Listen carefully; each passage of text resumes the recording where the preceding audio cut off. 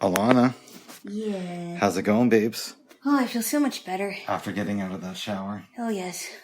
I feel so much better. Skin's all nice and clean and soft and all that. That's good. Hair's all nice and washed and all that good stuff. We slept pretty good last night. Yeah. We went to bed before 11, I think. I think you're right, yes. I fell asleep pretty quickly, and you told me that you did the same. I didn't get up until 6 something, but right. You stayed asleep. I did. I went back to sleep until about 8:12, and then I said 15 more minutes, and I promise I'll get up, and that I did. I was surprised. Yeah. Well, I mean, I was like, I don't want to sleep any longer. That's good, Jaylo. And I was like, I think it's time to get up. We talked for a while. Yes. You fed me. Yes, we had donuts, the last of my donuts, actually. And they were... So there's this brand called Bakery Fresh Goodness, for those of you who have never heard of it. And I bought a box of glazed donuts, and they really were delicious, actually. Good for store donuts. If, in fact, they were from the store. They were from the store, but I don't know if they actually came from a bakery, but they were really good. I mean, all donuts have to be baked, right?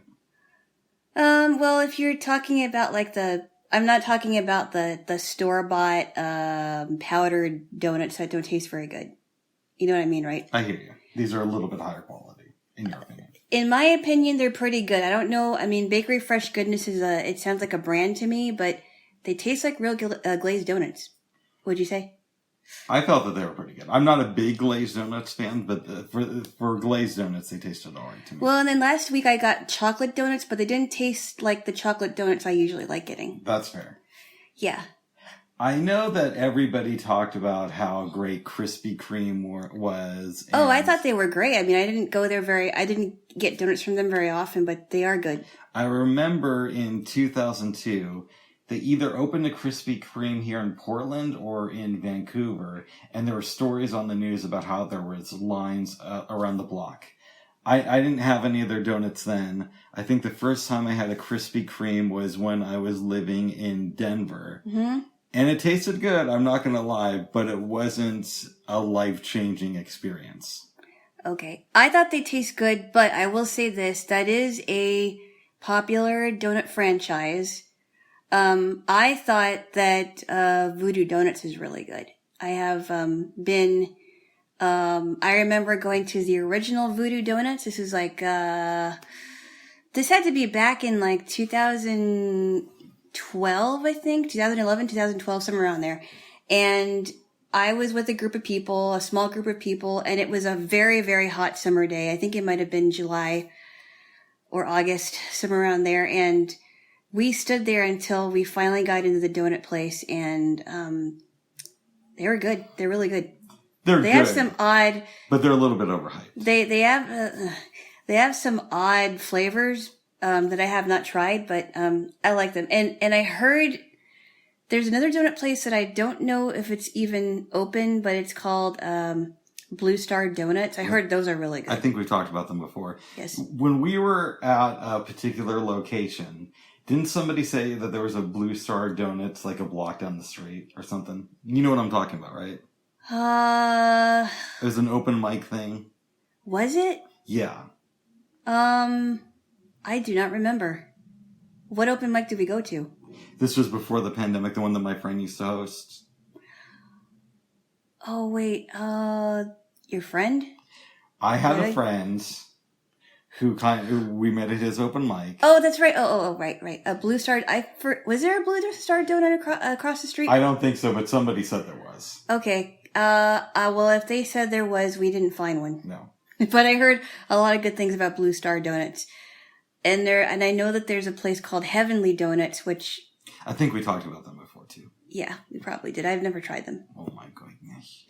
But I'm always in search of a good donut place. I will say this, though. There is a place in Medford, Oregon, which I have not been to Medford in 6 years. I don't really have a reason to go there anymore, but I haven't been there in 6 years. But there is a place there called Donut Country, and I think they have like over 60 types of donuts. Oh, that sounds fun. And I had these donut holes once, and they were these pumpkin donut holes, and they came with like a pumpkin cream that you can dip them in, like a pumpkin dip. Mm-hmm. Really good, I have to say. Very good. I know it's not donuts, but not too long before the pandemic hit, I heard that we had a Einstein's Bagel here in Portland, and that they were connected to the one out in Denver, which is really good. Oh, wow. And I wanted to go there. It's downtown, but I don't even know if it's still open now. Isn't there another location? What do you mean? I think there's just one here in Portland. Only one in Portland? I could be wrong with that, but that's my assumption. Okay. Yes. I'm not really a bagel. I mean, I like a bagel once in a while, and depending on what's on the bagel, but I'm not like a super bagel person. I think this is where we kind of part ways. I'm not a huge donut person, but I like them. But I do like bagels a lot. Okay, that's so we're interesting. kind of opposite. That is interesting because, as far as I know, there are no chocolate bagels, and no, but you can still have really good bagels, though. I know. Are you a croissant person? I like croissants. Not really. Okay, because there are chocolate croissants, by the way. I've had them. They're good. I don't hate them. They're just not my go-to. I'm just not a bagel person, and occasionally I'll have a donut or two, but and I think I like donuts a little bit more than you do. I still like them though. Yeah. Well, it's just like the pancake and waffle thing, because I'm a total breakfast person and I like both, and you could take them either way. So I don't like you could take it breakfast early. at all. Wow. I mean, once in a while I'll have my version of breakfast, but as far as the traditional breakfast food, no. I love all of it, Bubs. Except for oatmeal. I don't like oatmeal by itself. I think the last time I had a traditional breakfast food that I made was probably hash browns back in maybe 2015 or 16. Wow, I could eat those like any time of the day, really. I could eat breakfast food any time of the day. It doesn't even matter if it's dinner. I've had pancakes. I went to someone's house once and I had pancakes for lunch, and I really, really liked it. It's delicious. I never liked school in general. Well, I mean, I know, but I have a story about my life, babes. I'm sorry. You don't have to be rude. No, you were interrupting me, babes. But, and I was particularly not a fan of lunch, but I remember I used to be so freaked out whenever I'd go to school and they'd say, "Oh, we're having breakfast for lunch." I never had breakfast for lunch at school. I hated that. I never had breakfast for lunch. That's interesting. Is it because, would you say that it's because your parents gave you poor breakfast that you just didn't like it? That probably has a lot to do with it. Okay. Because I told you off of this podcast that my parents were really good at giving us breakfast, especially my dad, because he really, like on the weekends, he would make us pancakes or whatever he made, and he would take the King's Hawaiian sweet rolls and use that as our bread. I mean, that was really good. I mean, but he's a good cook anyway. And I think it really makes a difference if you have parents that are really good in the kitchen. My mom was not that good of a cook. Yeah. And both me and my sister remember it that way. Yeah, see, that's unfortunate because I grew up with two parents that did know how to cook, and I grew up with uncles and aunts, and my grandma and my two grandmas were really good cooks. I don't know if my grandma, who's still around, cooks a lot now, but she is very, very good.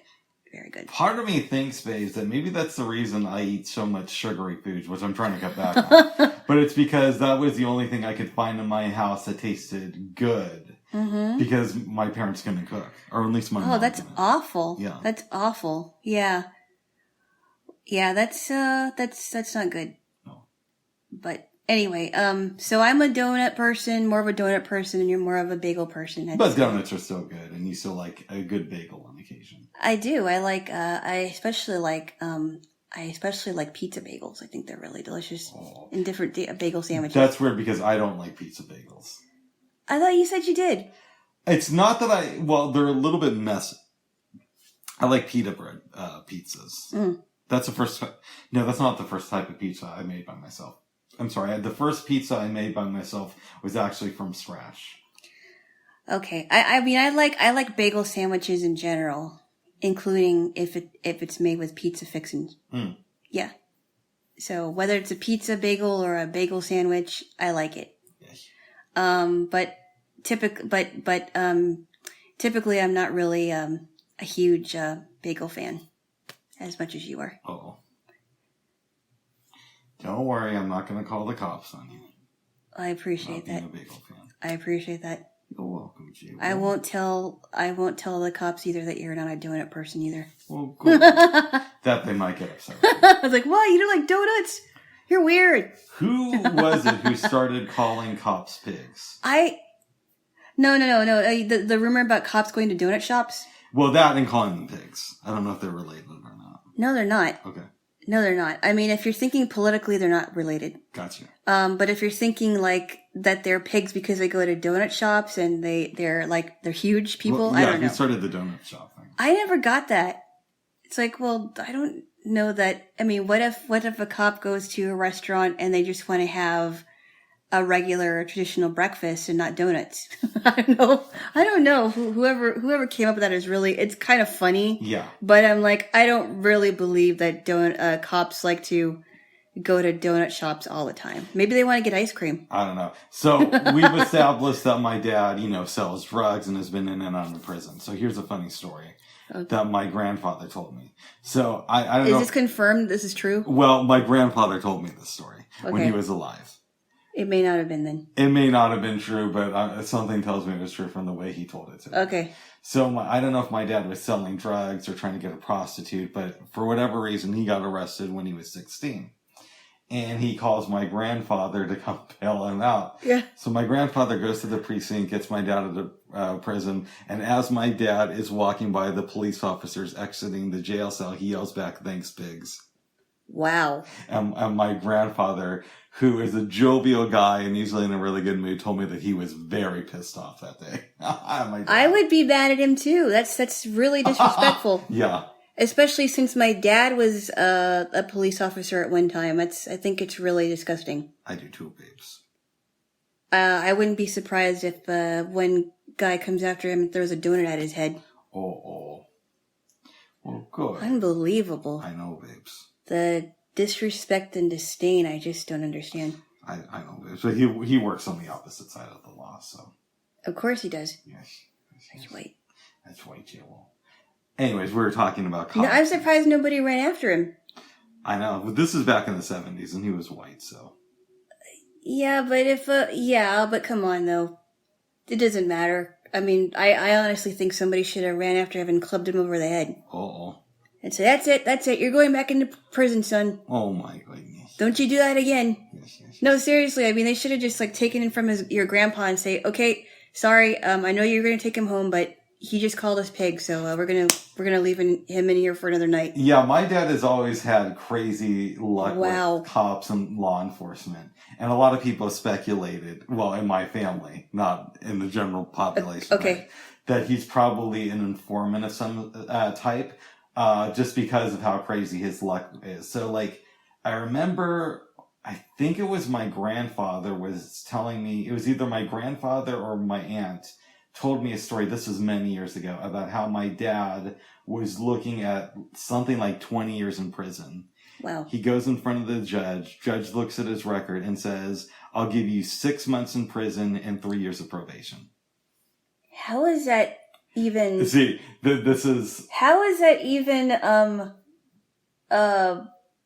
conscionable? I don't understand. Yeah, he lives in a different world when it comes to How is that possible? Than you and I live in. I just don't understand what makes a person that special that they get 6 months in prison, 3 months probation, and they're facing 3 years probation, and they're facing 20 years. I don't get that. Yes. I just that is so backwards. I think what had happened is they caught him stealing a car, and he obviously had a lot of priors. Yeah. But the judge looked at him. He's like, "Okay, I'll give you this, and then you'll be free."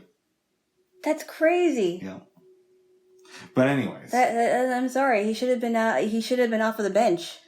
I just do not. That is not justice reform. If you ask me. I mean, that's not. I'm not justice reform, but prison reform. Yeah, that's crazy. But he's white and everything. Oh, come on! Don't be woke, folks. I wonder if anybody's ever gone to court and be like, "Give me less jail time. I'm white." I don't think that would fly over. No. I mean, as much as our culture is seeming to become more and more woke, I really don't think that would fly. But there was that one case of the guy, he was like this rich kid, and I think this was like 6 or 7 years ago. Oh, is that when he like stole a bunch of stuff or something? No, he had sex with this girl who was unconscious and left her behind the dumpster. And he got 6 months in prison. His dad was super rich and wrote a thing to the court saying, if you sentence my son to a long time in prison, he's not going to get to have prime rib with his family on Christmas Day. So the judge released him after 6 months. What? Yep. Oh, wow. Well, okay. So almost the same thing happened to this. I was watching a Dateline NBC show. And the same thing happened to this woman who was about 30, I forgot how old she was at the time, 33, 32. And she had a very inappropriate relationship with a 15-year-old boy who she was tutoring. I think you've talked about this before, but go ahead. I may have talked about this before on here. I don't remember, but she didn't, so she was appealing to the judge and saying, hey, I want my sentence shortened because I feel sick and I'm tired and I just want to spend Thanksgiving with my family. And they didn't let her off. Well, that's good. They didn't let her off because there was more evidence to support the boy that she was the instigator and she was trying to play the damsel in distress. And it really made me upset because the woman who was prosecuting her, this was like her last case, and she really wanted to get this girl in prison because she knew that women can be very manipulative, and she got her case, and she got her in jail, and I'm thankful that people like her are in prison because she has to spend her time there. I think it's like 8 to 12 years that she's there. Okay. Which is yeah. It's crazy. And of course she has to register as a sex offender. Nice. It's insane to me that like affluenza is now being used as an excuse in the court of law. And there was a case about another rich kid, and I can't remember. I forgot what he did. I don't remember if he killed somebody or something horrible. And I think he was using like affluenza as an excuse, like, oh, I was, I felt like I was entitled, and you know what I mean. I can't remember. I have to look it up, but I can't remember what he did. But yeah, there was a lot of outrage. Yeah, I know. Affluenza and entitlement. Have you noticed that? I have. Isn't that so sad? Mm-hmm. It's sad and it's very frustrating and it angers me. It angers me that some people actually think that they're so above the law that they can do whatever they want just because they have a lot of money. But the system does reward people with money by giving them the out a lot of things. I believe you are correct. Mm-hmm. I think that the system is very corrupt, and I think there needs to be a complete overhaul.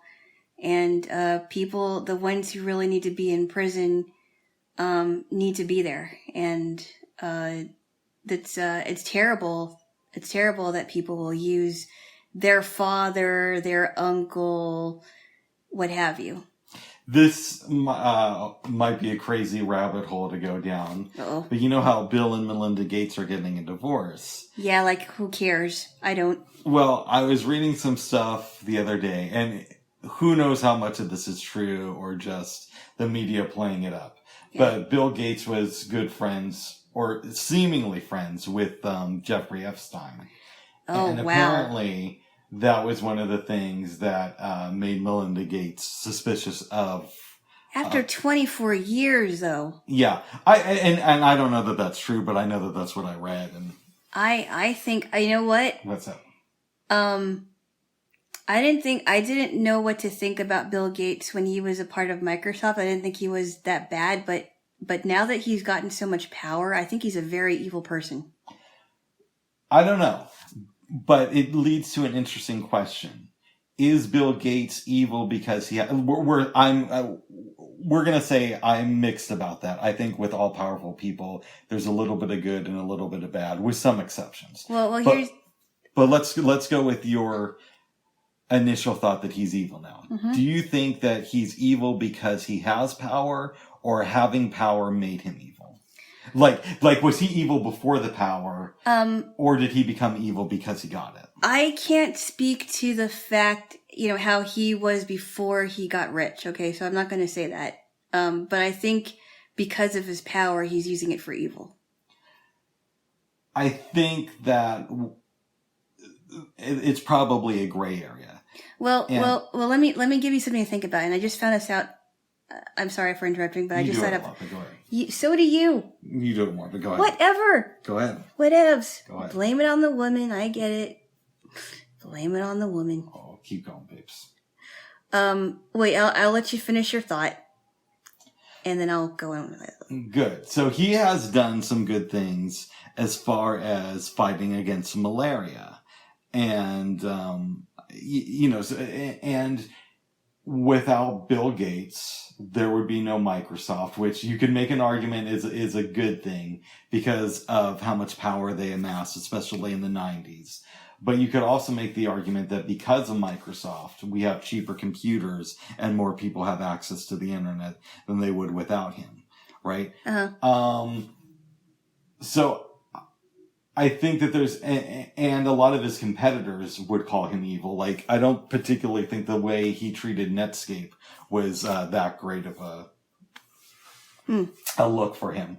But, so I don't think it's an either or. I think in some situations he's bad, and in some situations he's good, and that's the way it is with most powerful people. Well, so this is something disturbing I found out just recently. Tell me. This week, that he is trying to do breeding, like genetically, the breeding of genetically modified mosquitoes. Have you heard about this? Is that so that they can't carry malaria? No.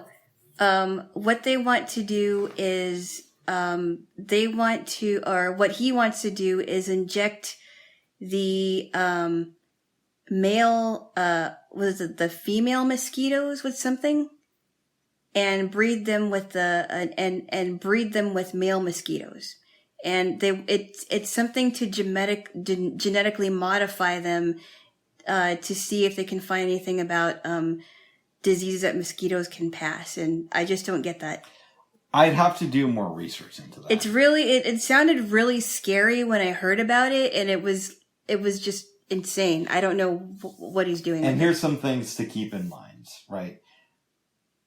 He might be doing it because he doesn't want mosquitoes to pass diseases to humans. So the reason I go back to malaria is because I know that that's a big issue for him and his wife Melinda. They've been talking about it for years, and mosquitoes are a big carrier of malaria. So it's possible he wants to do this to stop them from spreading it to humans.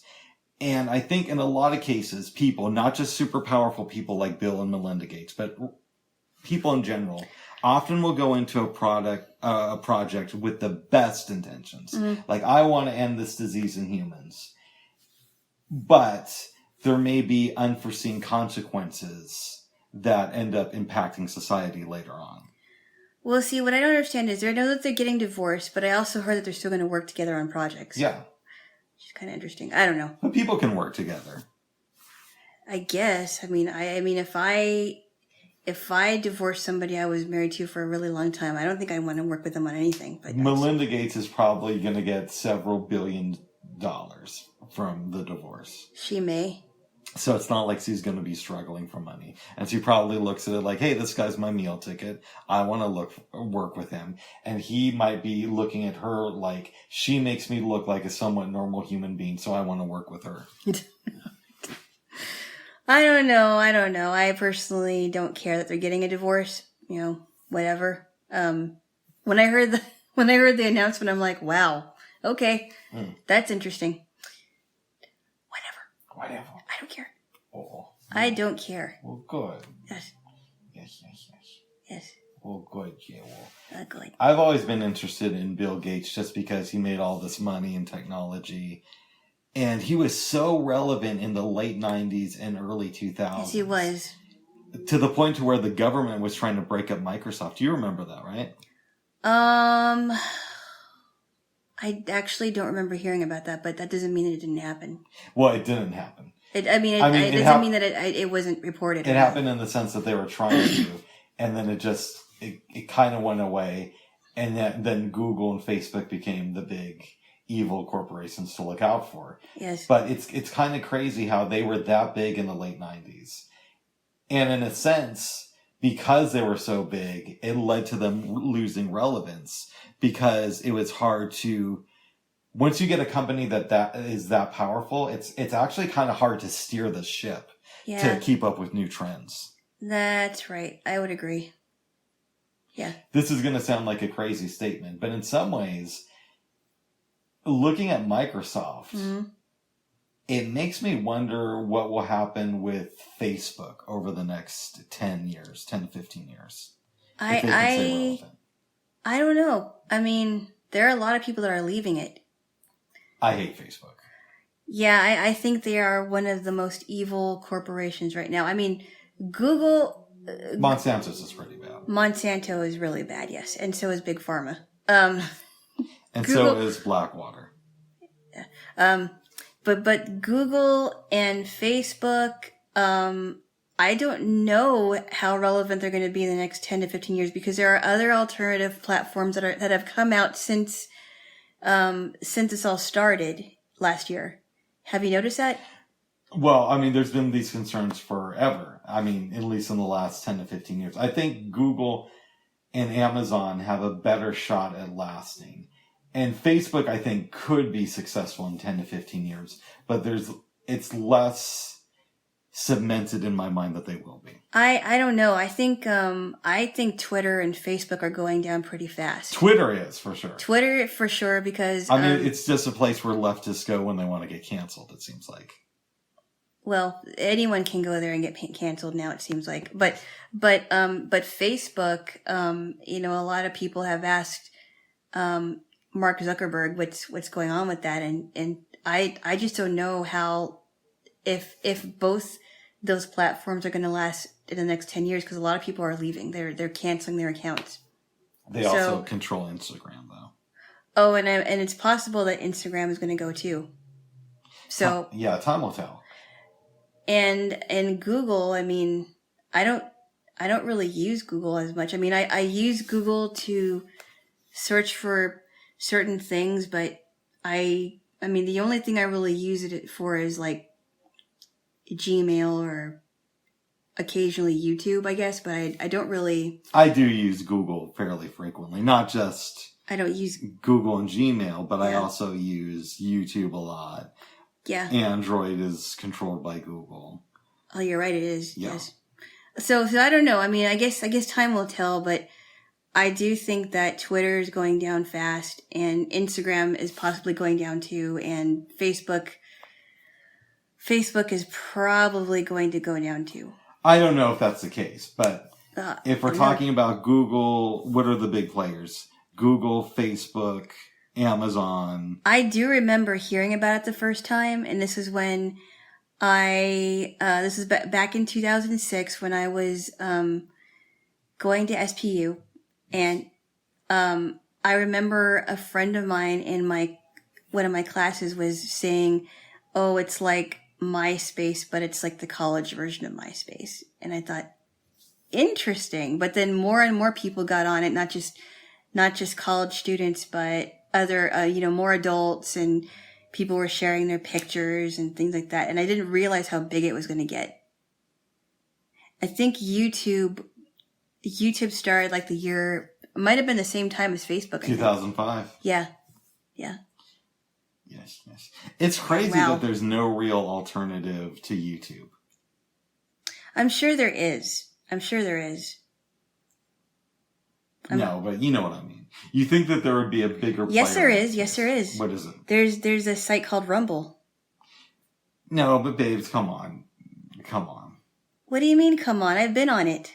And it's like YouTube. It's not, okay, so it's not like YouTube where if you put a video up there, it's gonna take it down or anything. No, but can you just watch videos on there?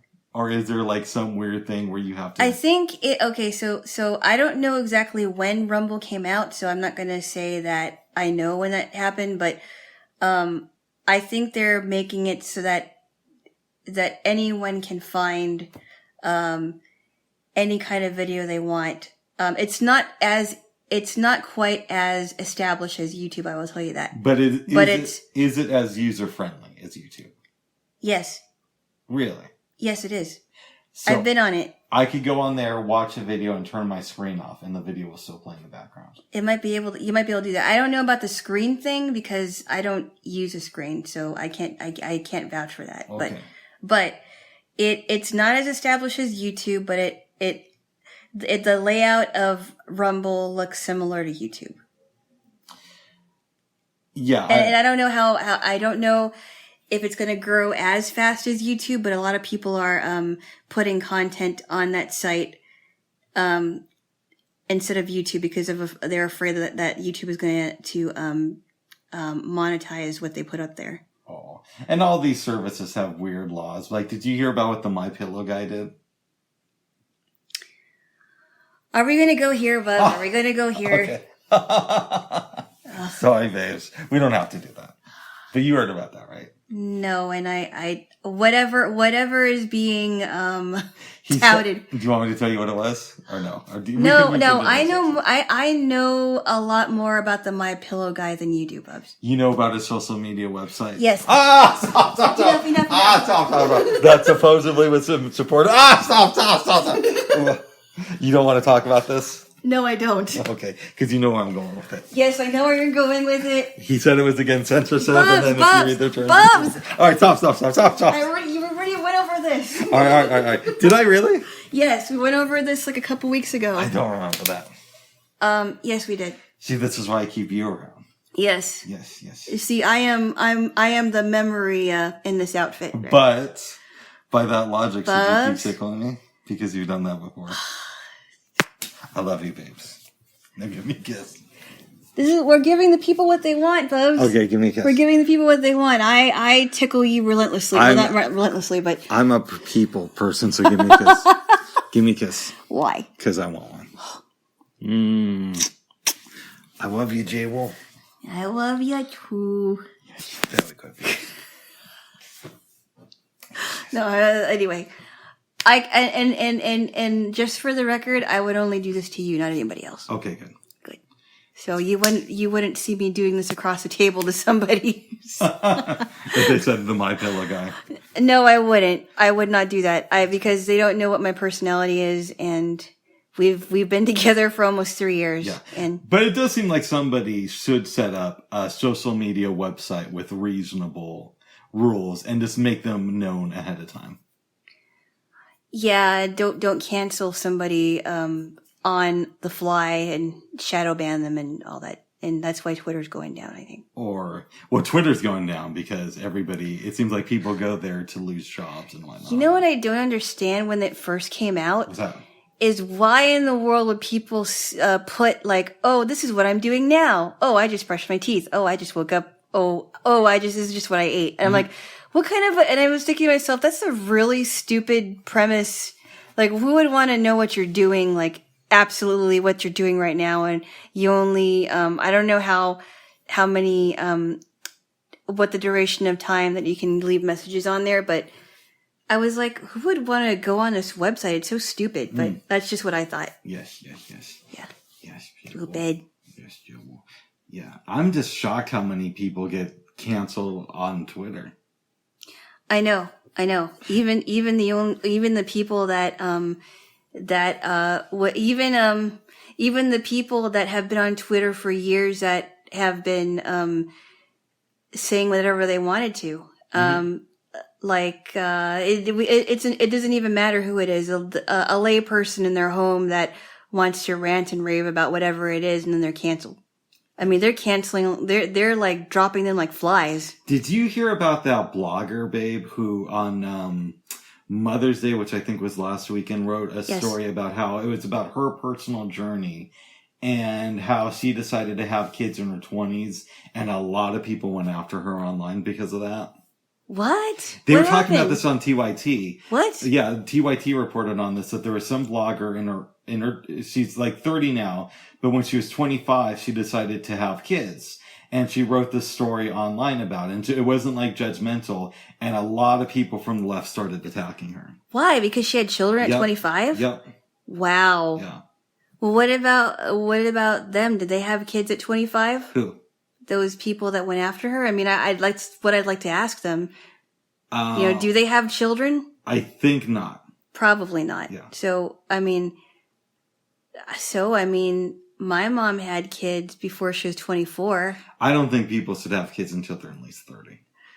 Well, that's their choice, Bubs. I know. I'm telling you what I think.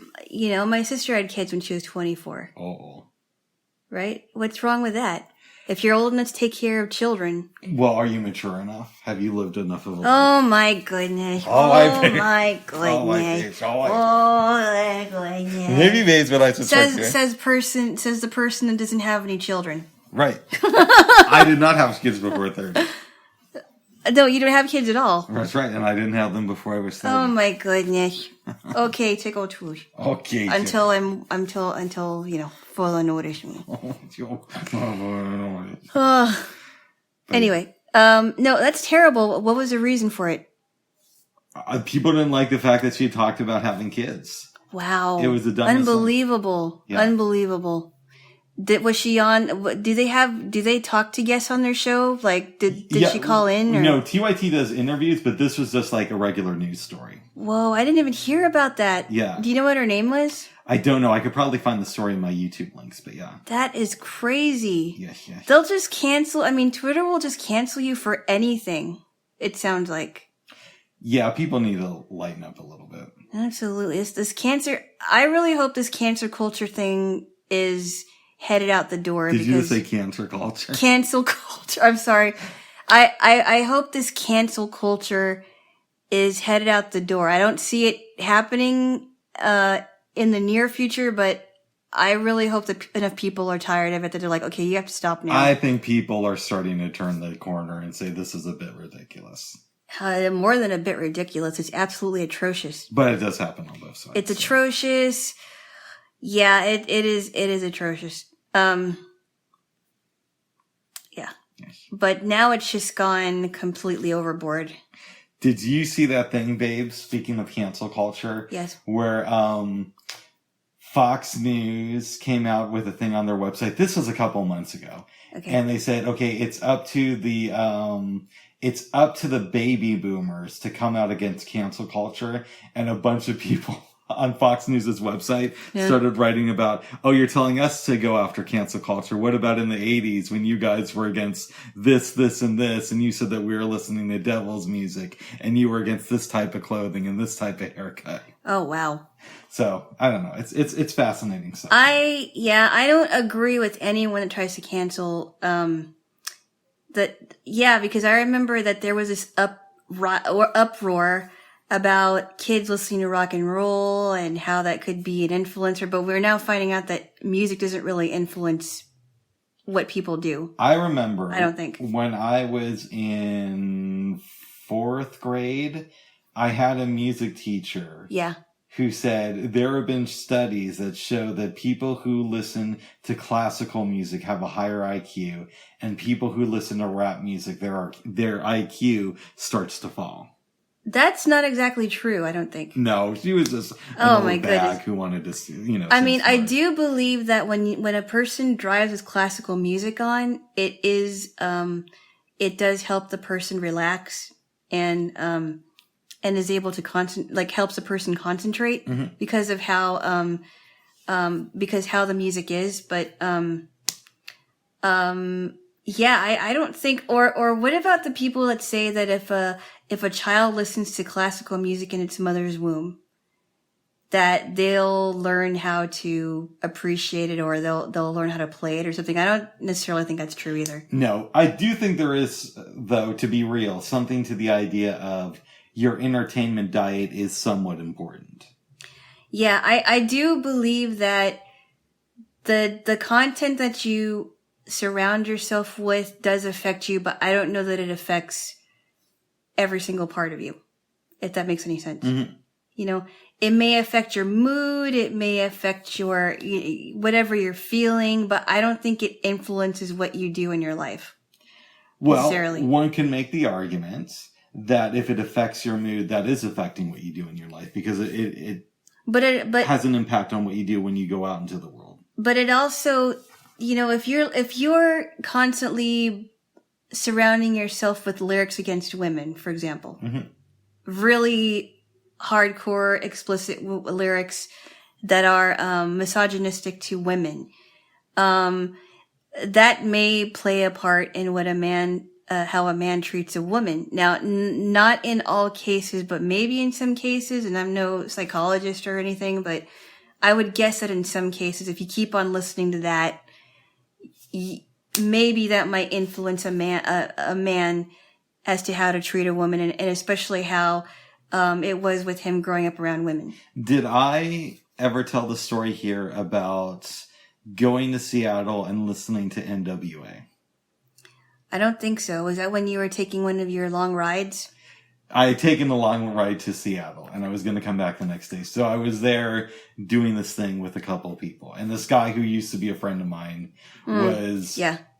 It was one of those times to where he was separated from his wife. This was the guy who kept, we're breaking up, Rick. And then the next day... it's like, just the best marriage ever. Exactly. But this was one of those, we're breaking up, and she's fucking awful. One of those days, right? Uh-huh. So there was this girl who...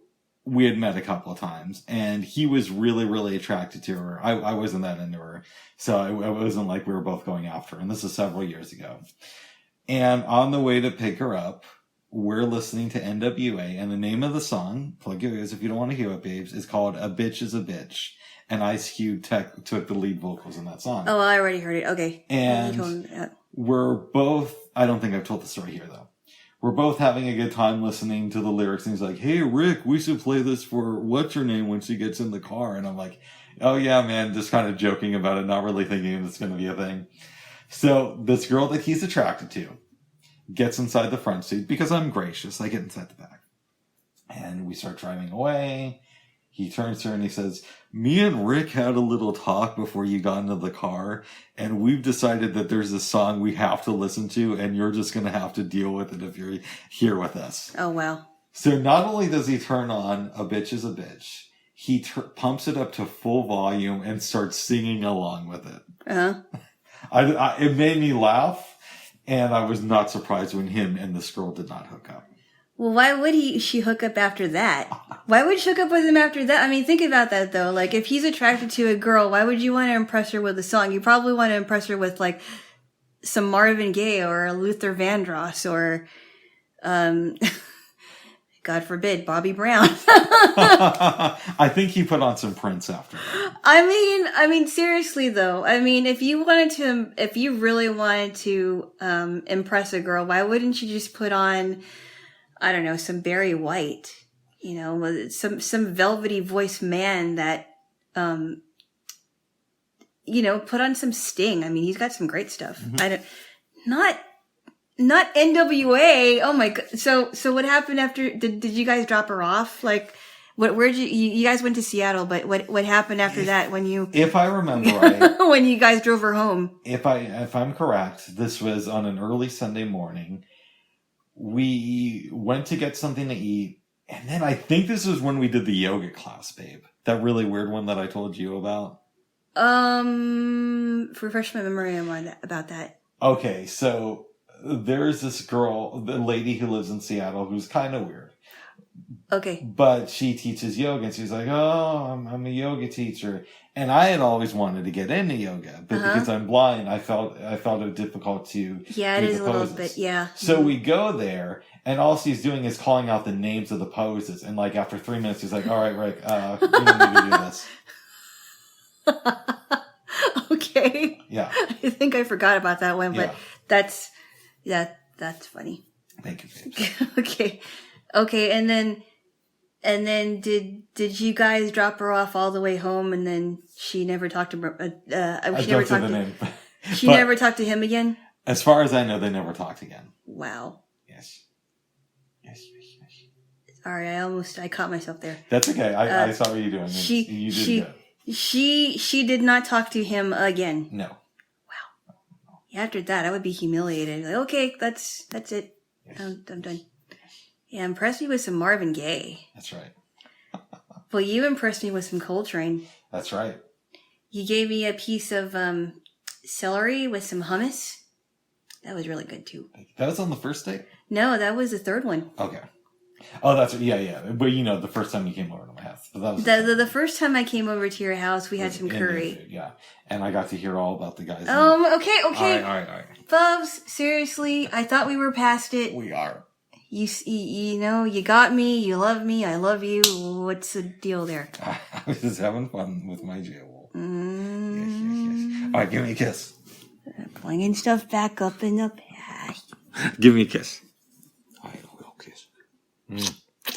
How you feeling, babes? Are you gonna, if we're still together after 50 years, are you gonna say, remember the time when you did this on our second date? Why not?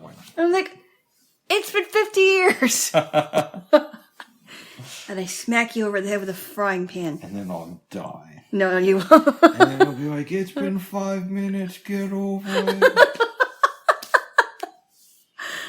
Oh, no, just kidding. You're dead. I've already punished myself. Moving on. No, just kidding. Just kidding. Thank you, babe. Whoa. Wait. Yes. Okay. Babes. Yes. Is there anything you want to talk about? We gotta get to the movies, Bubs. We do.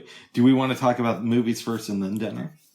Oh, well, we gotta talk about dinner first. Okay. Because it was delicious. And we ate fairly early yesterday. We did. We started making this at 2:30 in the afternoon. That's how much we wanted to get that done, because we had to make our flatbread with Greek yogurt and baking powder and bread flour. And so I got the necessary ingredients. It was a little bit it took a while for me to get the dough where it's supposed to be with the yogurt, the flour, and the baking powder, but eventually it was made into a ball. And you baked it. You cooked it on the stovetop. Okay. And then I got out, before we did that, I got out the potatoes. We seasoned them with rosemary, garlic powder, pepper, and salt. It was really good. And by potatoes, you mean French fries? I meant French fries. Yes. French fried potatoes. Yes. And you put those in the oven. That turned out really good. How long do you have to cook them before they become crispier? We would want to go maybe an extra 5-10 minutes. Maybe we should do that tonight. Okay. So we made our open face flatbread wraps with sandwiches. Because it's not technically okay. I'm sorry. There's sandwiches. Excuse me. Oh, keep going. Sorry, babes. I won't. Go ahead. Goodness, I'm trying to tell a story. Okay, go ahead. So I cut up some kale and cucumber, and we put some hummus. And what else did we put on there? Avocado. That was really, really good. And then we had our fries on the side with barbecue sauce. Oh, I enjoyed it, babes. Oh, and then tonight we're going to take our same flatbread and we're going to cook that and make 2 flatbread pizzas. And we are going to cook up some more fries in the oven. Yes. And this time we don't have to cook it so early, but I'm glad we made the bread early enough And I think that our dinner was a real success. I do too. I wish I would delicious. have brought my rolling pin. Yeah. To make it a more round shape, but overall I think it turned out good. Yeah, I don't really care so much about the shape. I just care more about the taste. So if our flatbread open face sandwiches were shaped like squares, it didn't really matter to me. Oh, good. Yes. It was fun though. It was a lot of fun. Yeah. Yes. And so I'm anxious to see what happens with the pizza because it's a great base for a pizza, I think. Mm-hmm. Yeah. Yes. Because I remember when you made flatbread before for us, I forgot what we were doing, and I'm like, have you ever thought about making flatbread into pizzas? And you're like, I never did that before. Yes. So it's good stuff, babes. it is. Yes. Yes. Jaylo. Yes. After that, you and I watched 2 movies, and I got to correct something that I got wrong. Yeah. A couple of days ago on the phone, we were talking about watching All About Eve. You said, is Betty Davis in that? And I replied with, no, you're thinking of Whatever Happened to Baby Jane. It turns out that she is, in fact, in this movie. So, okay. I wanted to apologize to you about that, Jill. Oh, that's okay. That's totally fine. Thank you, babes. I'm totally fine with it. Oh, good. Yeah. That we soon found out that Betty Davis was in it, and she was very good. She was awesome in this movie. The acting was superb in this movie. I think. Yeah. It's very good. Do you want me to give a brief overview? Yes. It starts out, they're at this award show, and everybody is talking about Eve. What a great Broadway actress she is. She's young, she's talented, she's beautiful, all that. We see a flashback. Eve is outside this theater, and a lady walks by who's married to the playwright, right? The lady's name is... The lady's name is Karen Richards. Shall I admit, I forgot to mention this in the beginning, Bubs. Go ahead. That throughout the movie, people are narrating, and in the beginning, you hear the narration of a man named Addison DeWitt, which we'll get to later. Yes. Karen Richards sees Eve, and Eve says, oh, you know, I'm a big fan of the show. I come to every single performance, basically, to see Margot Channing, played by Betty Davis. Miss Channing, because she's so excellent. And yes. Karen's like, well, yeah, I'm one of her best friends. Come back with me. And she says, I can't do that. Miss Channing, I'm not dressed appropriately. She's like, oh, bullshit. Come on backstage with me. Well, she didn't say it that way, but she said, just come back. This is Rick's interpretation of it. So they go back, and first Carol comes into the room and starts talking with Margot, and they're talking about their lives, and she says to Margot, by the way, somebody wants to meet you. They're one of your biggest fans. You know that girl who's always in the audience. And Margot remembers her because she's at every performance. So she comes in, they start talking. Eve tells this story about how, you know, she had this horrible life. She got married to this guy. They were in love. Yep. He died.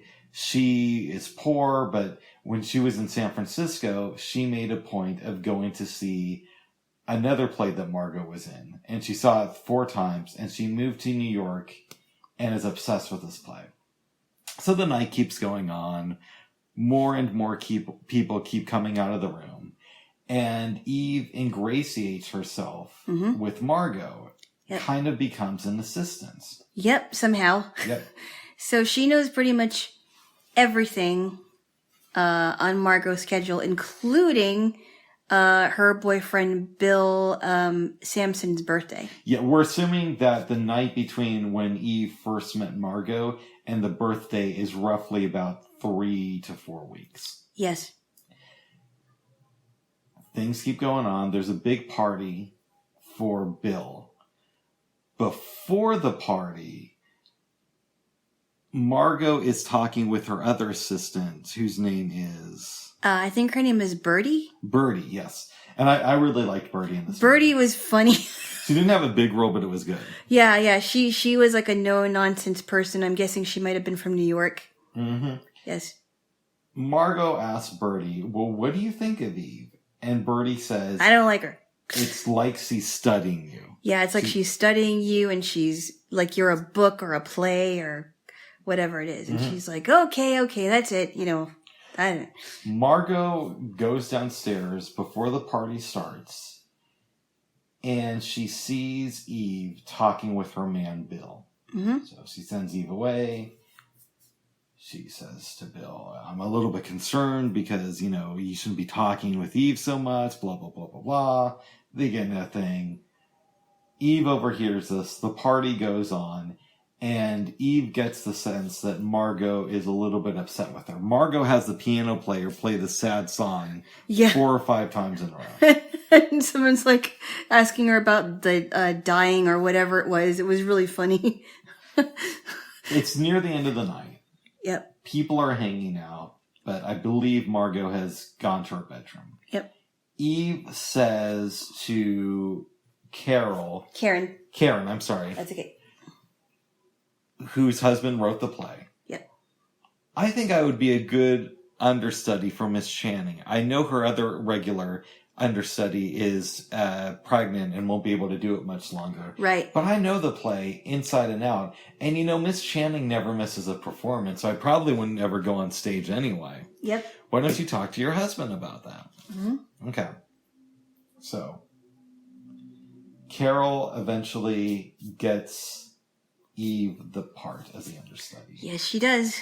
And, you know, Carol and her husband... It's Karen. Lloyd. Karen and Lloyd. Yes. Have some issues. They're friends with Eve. And they eventually...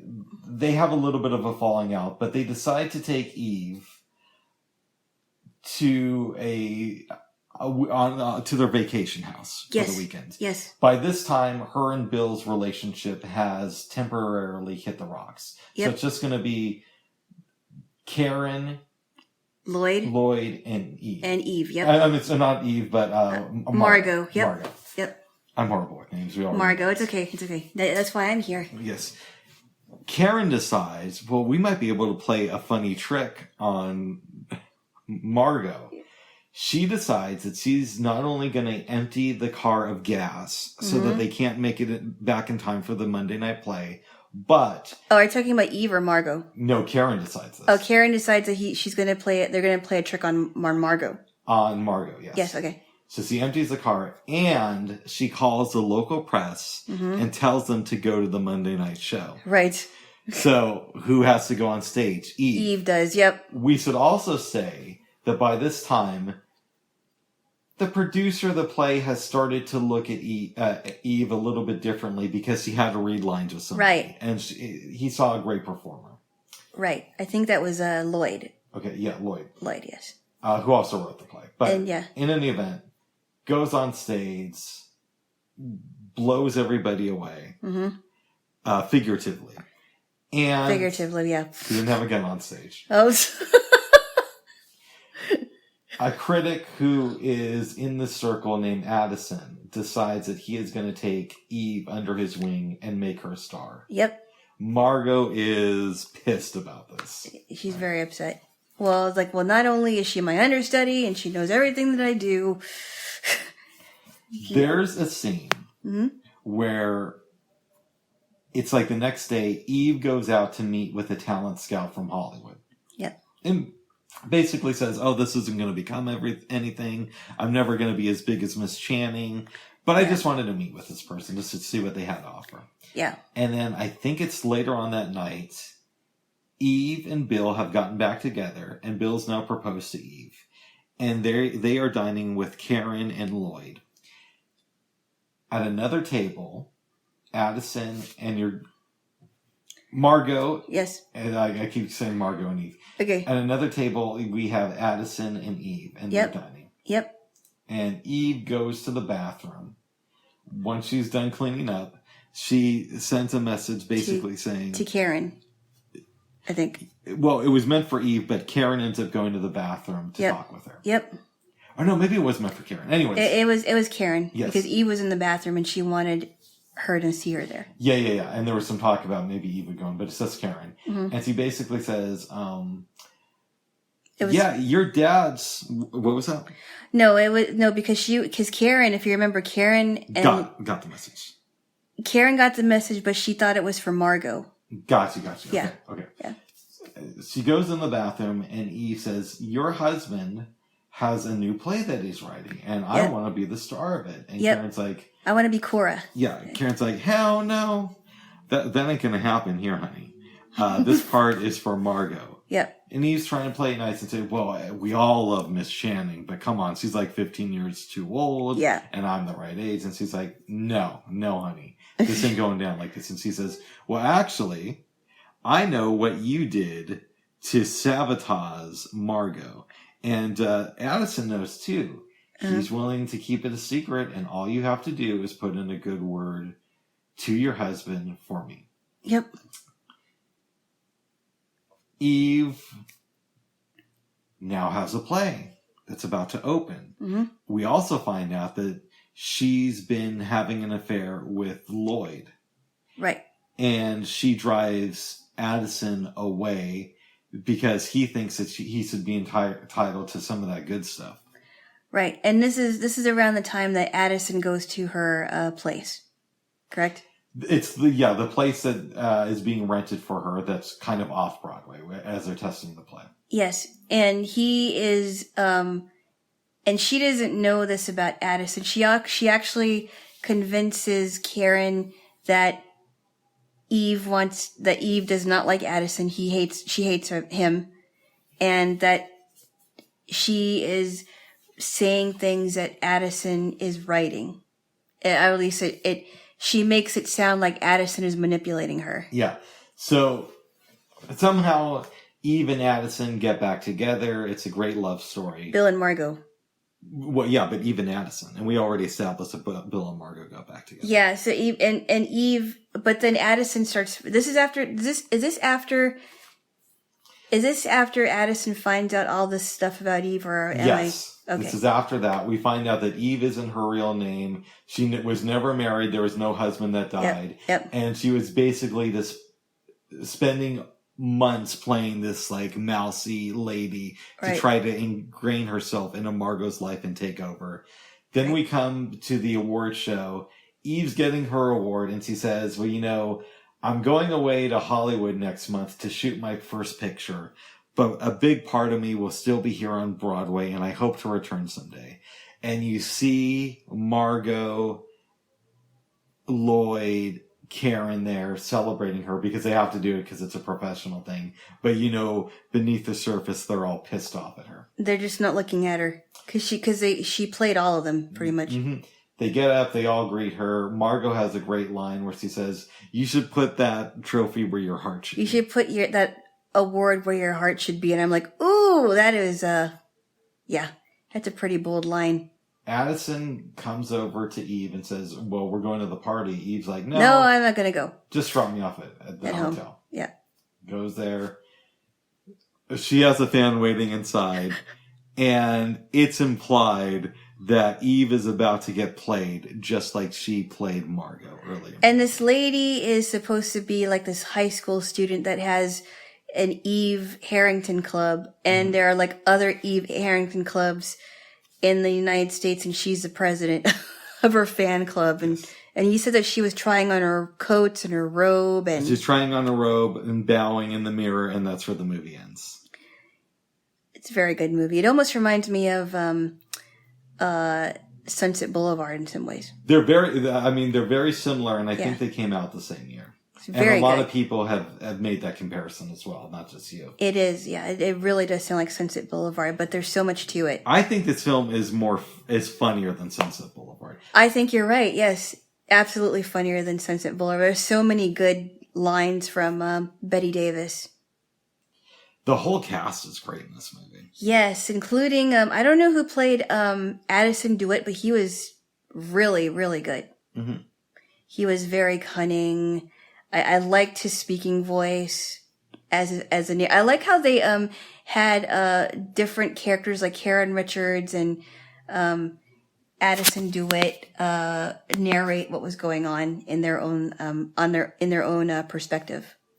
I would give this movie a strong 8. I would too. It was very good. It was very well done. Storyline was amazing. Mm-hmm. Eve really, the woman who played Eve was just very, very good at what she did. Maybe we should do a little bit of character manipulation. Or analysis, not manipulation. Sorry, that word was in my head. You know I'm dyslexic. Boyfriend manipulation? Oh. I'm just kidding. That's what you like to do, okay? I never did that. No, I know. Give me a kiss. Did I? No, give me a kiss. Oh. Character analysis. That was okay. Not manipulate. Freudian slip. That was funny, though.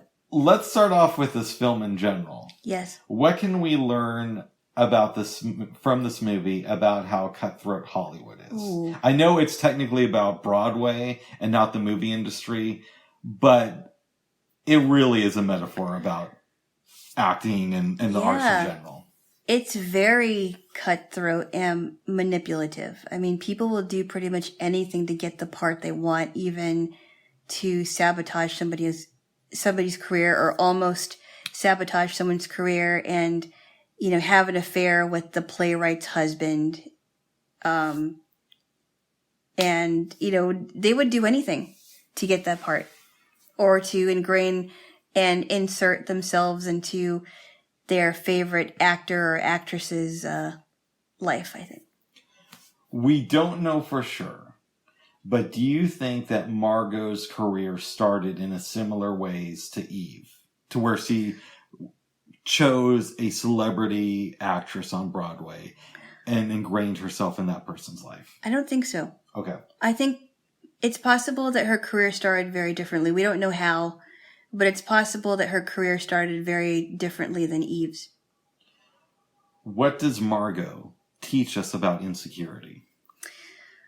It doesn't matter how old you are. If you're as young as 20 or if you just are in your early 40s or even in your early 60s, it doesn't matter how old you are. You can still be as insecure as you were when you were much younger or... Yeah. I don't even, she might be just an insecure person in general, not just because of her age. At one point in the movie, I believe it's the scene in the car when she's talking with Karen, mm-hmm. and the subject of Bill comes up. Mm-hmm. Margot says, he loves Margot Channing, but he doesn't love me. Yes. Yes. How do you interpret that? I think, that she thinks that he loves Margot Channing, the actress. Yes. That's really interesting because, we have our own ideas about how actresses are on screen as well as off screen. So I guess, the question I would ask is what kind of a person is she really? We see a glimpse of that. She seems very insecure, but when she's Margot Channing, the actress, she's confident. So it kind of makes you wonder, how is she really this insecure? If she's really insecure when she's off screen, she doesn't show it on screen. I don't even know if I'm making any sense. That's okay, babes. Yeah. It feels like it's a truism for artists. Mm-hmm. Maybe not a truism, but most of the time, artists are very comfortable doing whatever field of art they're in. And then when they're not doing that, they're concerned that everybody will leave them. Right. Mm-hmm. And, I mean, this movie is good. I mean, the one criticism you could make is it could be a little bit too on the nose with the way it ended. Oh, you mean like a typical way that it would end with an obsessed person? Fan coming in, and it's like, okay, this is telling you the cycle of life. That's a slight criticism of the movie, but yeah. Overall, I thought it was really good. It was really good, yes. What does Karen teach us about helping somebody out? I kind of felt bad for Karen because she was kind of in the middle of everything. You remember that scene where she was laughing hysterically? Yes. And she's like, this whole thing is just so funny. And I wonder if she was laughing because she was nervous or because she thought it was all amusing and she was caught in the middle and she just thought it was really funny or... Oh, I think that was definitely because she was nervous because if you remember right, That, I believe, if I remember correctly, that's when she comes back from the bathroom after having that confrontation with Eve. And she also implied that that her marriage may be over because Eve was trying to take over Bill's life too. Mm-hmm. And Lloyd. I'm sorry, Lloyd. Thank you.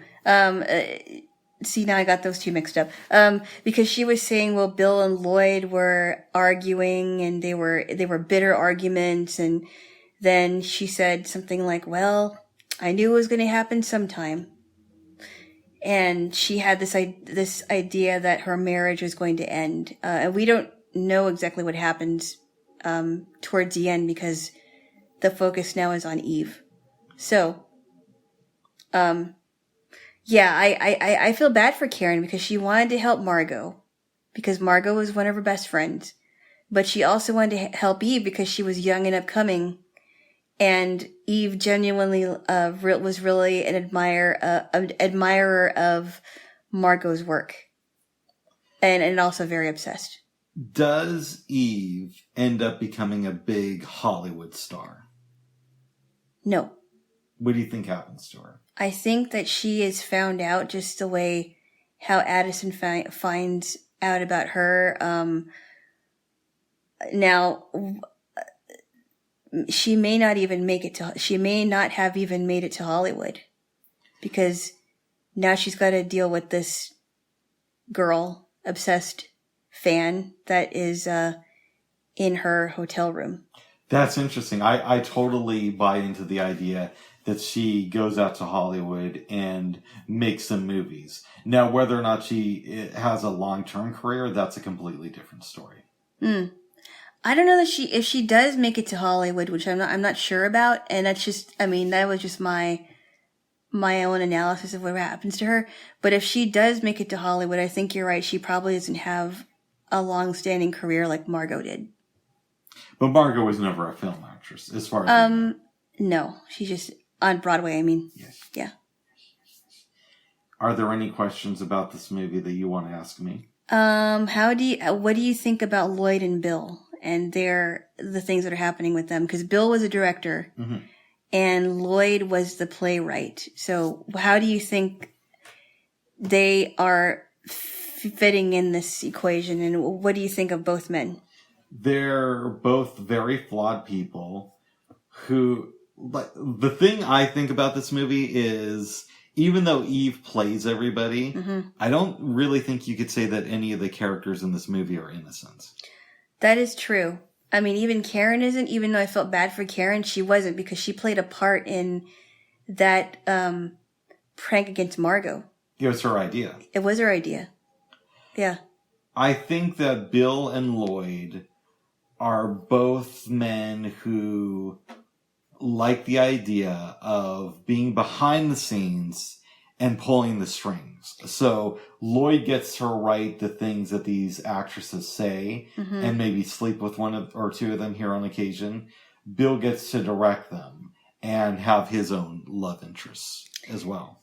Oh, and what do you think of Addison DeWitt? He's creepy, but I don't think he's... He is creepy. I think, though, that he's very intelligent. Yes, he is. I think the two most intelligent people in this movie are obviously Eve, but then Addison is a close second. Yeah, and I think that what he said to her was interesting, though, right? Like, we were made for each other. We are both incompetent of love, and we don't have any feeling for anybody. We're perfect.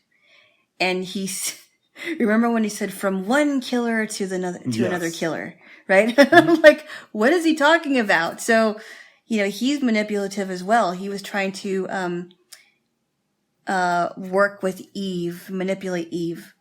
And then in turn, he found out what was really going on with Eve. So, yes, I think he's very creepy, very intelligent, but I thought he was fantastic, whoever played him.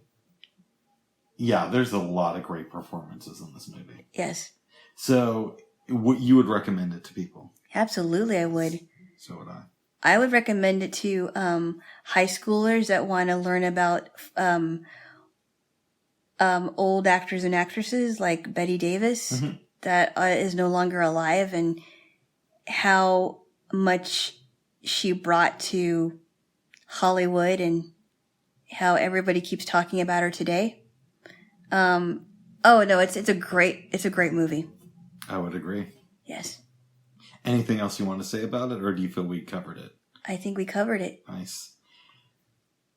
Then we watched, because you wanted to, the first Police Academy movie. And granted, I haven't seen this in a while. I thought it was funnier than it appeared to be last night, but then we also have the second one to watch. So I'll give a little. I'm joking, babes. Bubs, come on. No, I'm just joking, babes. Come on. Hey, I watched a lot of stuff that I didn't really like. No, I know, babes, but I've shown you mostly good stuff, right? You would agree with that? I suppose. I hate to say it, but it's true. All right, but tell me about this Police Academy film.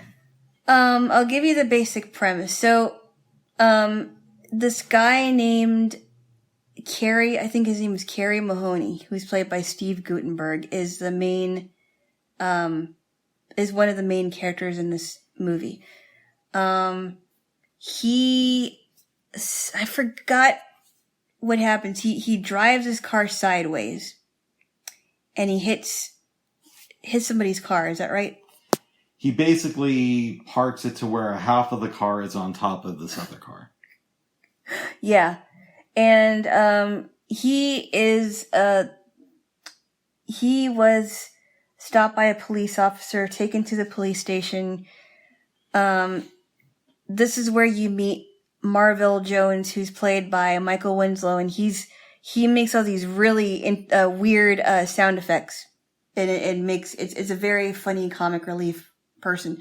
So he's in the station, and Captain Reed says, "Look, I'll make you a deal with you. You're going to be locked up because of the accident that you caused, or you have to spend time in the police academy. And I really think it would be good for you if you do that." He's like, "What? You can't tell me that. I don't want to be a police officer." He's like, "Well, it's either you go to the police academy or or I'm going to take you to the lockup." And he's like, "Okay." We might also want to say that this police chief was best friends with Homeboy's dad. Steve Guttenberg's dad. Oh, right. You are correct. Yes. Keep going. So they go to the police academy.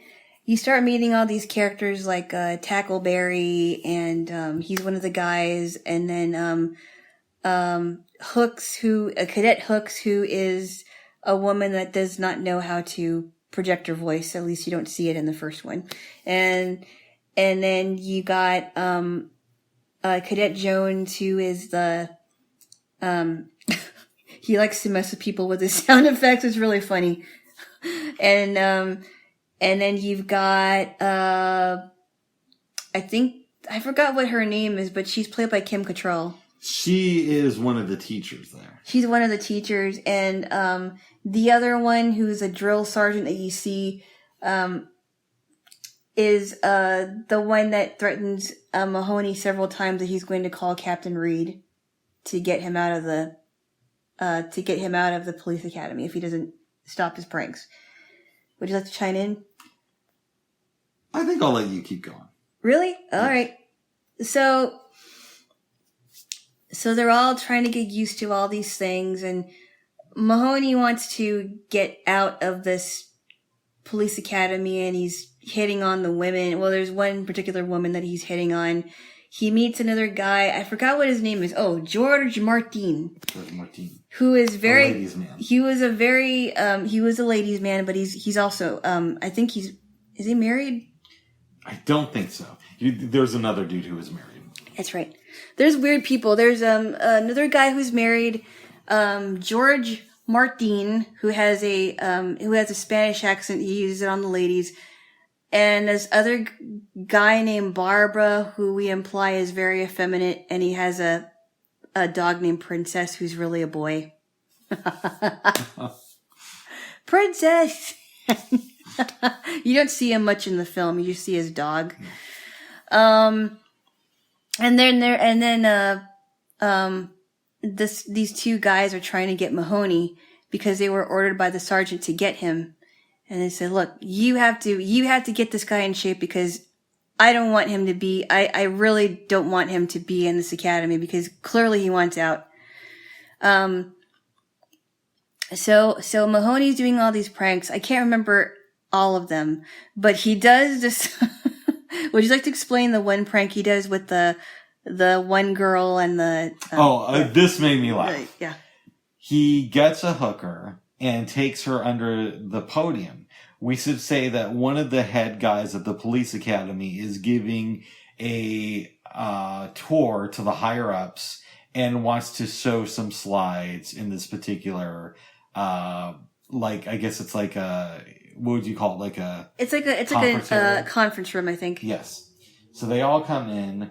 And the old guy stands and starts showing these clips and is like, turn down the lights. And you hear a zipper. Yes, and he's getting this blowjob from this hooker. Lights come up, everybody starts to leave. And he's concentrated on what's going on. He's like, watch this slide. I think it... Yeah, so but this is after that. Everybody starts to leave. He had just had a very happy ending. He goes to walk out and follow everybody. Then Steve Guttenberg sticks his head out and says something like, thanks for that.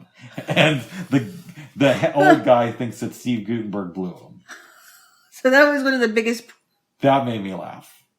Well, I have to say that's one of the biggest pranks that he pulls. There's also a scene... Remember that scene with Hightower? Which one?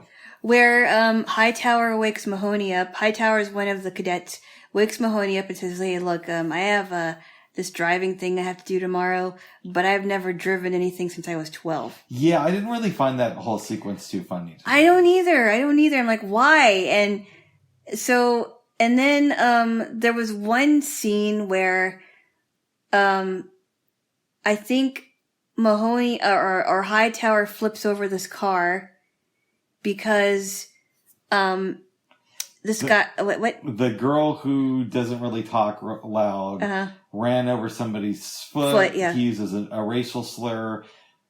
He runs into the police car and Hightower flips the car over. Right. He gets kicked out of the academy. Yeah, but, and they were trying to kick, the sergeant was trying to kick Mahoney out because he thought that Mahoney was the one who flipped over the car. No, that's not what happened. What? Am I right? No. This movie's very forgettable. But something else, so Hightower gets kicked out.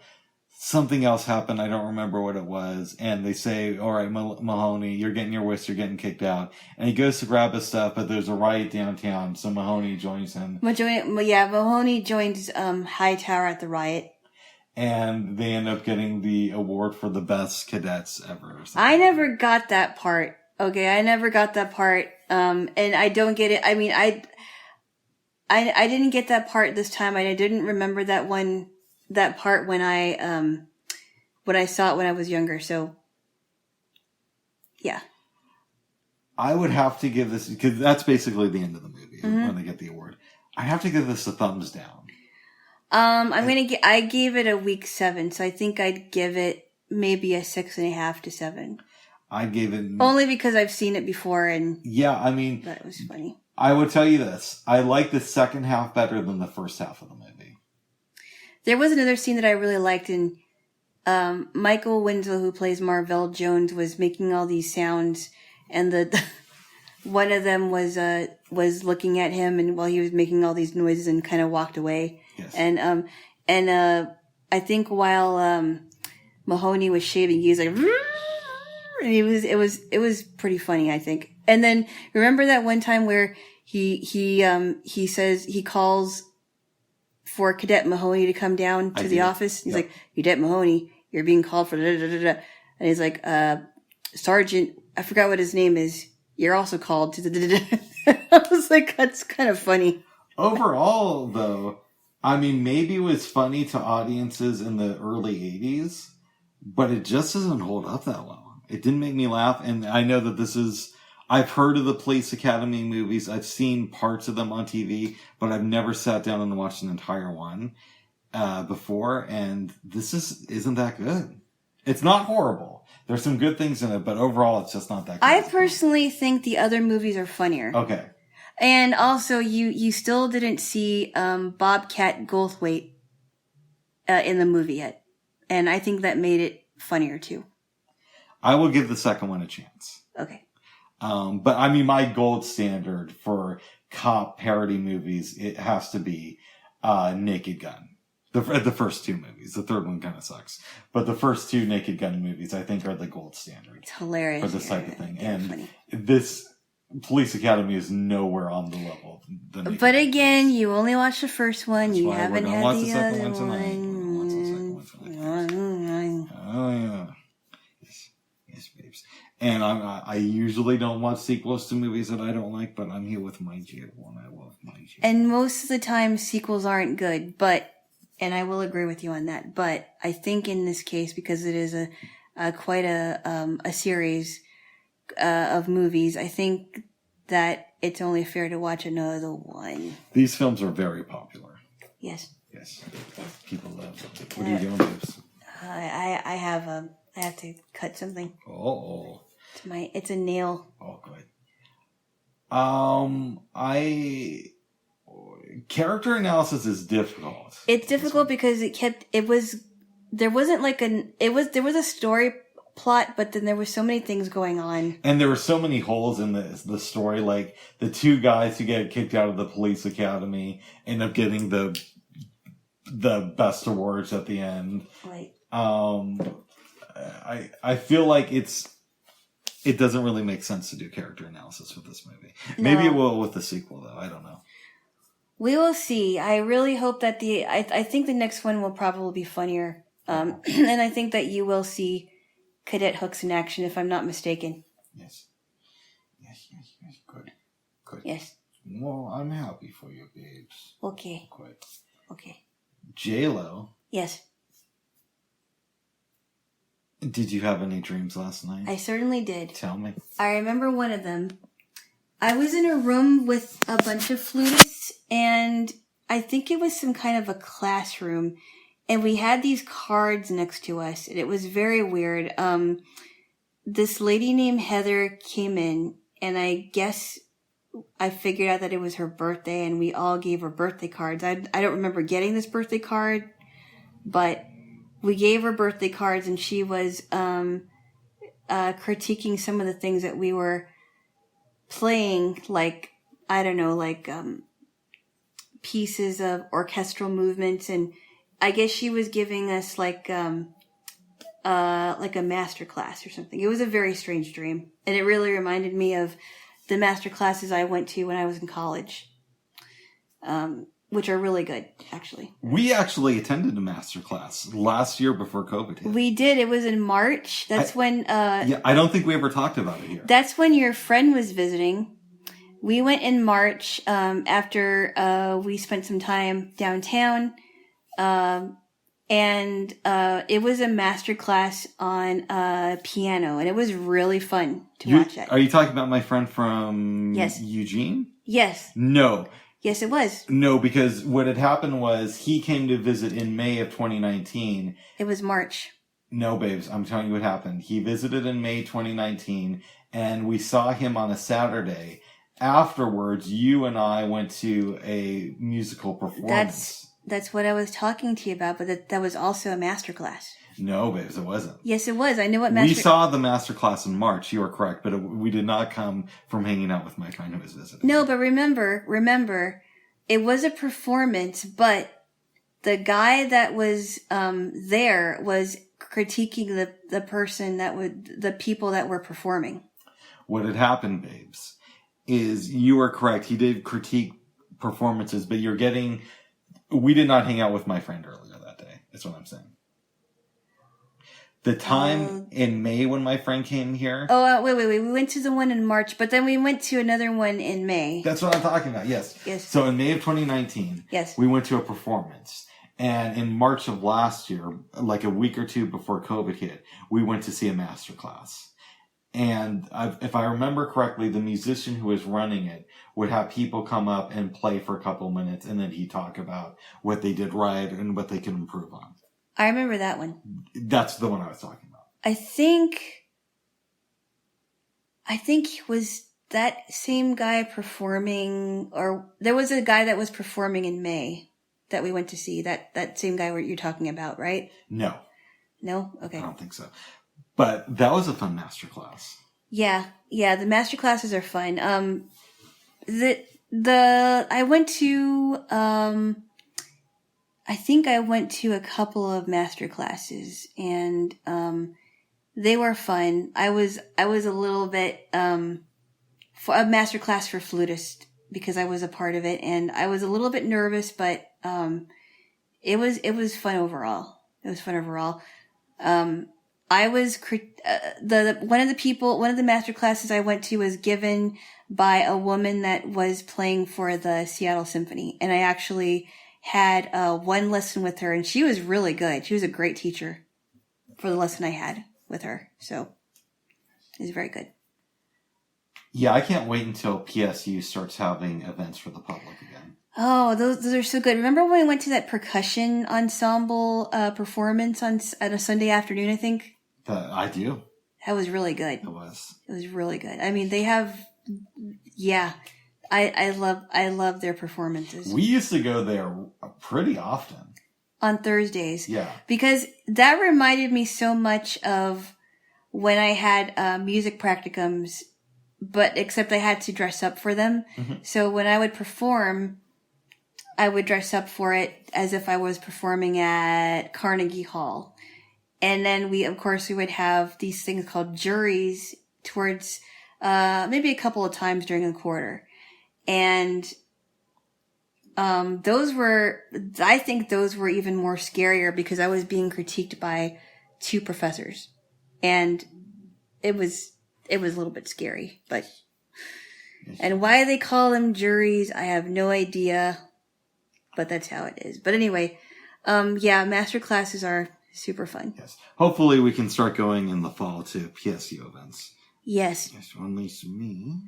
Oh my goodness. I love you, babes. I love my unvaccinated Jaylo. Bub. Babe, sorry, we won't go down that road. Come on, we already went down that road yesterday. Okay. I had a dream too. Oh, tell me the dream. I had multiple dreams, but I only remember one of them. Okay. It's one of those ones where I had a really cool dream, but as soon as I woke up, it left my brain. Oh. This one was alright though. Yeah. I was in a van. There were a couple rows of seats, and I was sitting behind 2 celebrities, Jennifer Aniston and Kyle from Secular Talk. That is really weird. Yeah, because I believe we talked about both of them yesterday. We did. While doing this. We did, yes.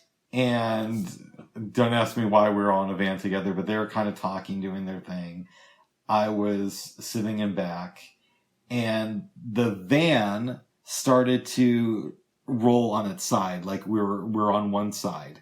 Like it was kind of flipped on the right side. So I was kind of like, it looked like I could fall out, and the door fell out so I could really get injured.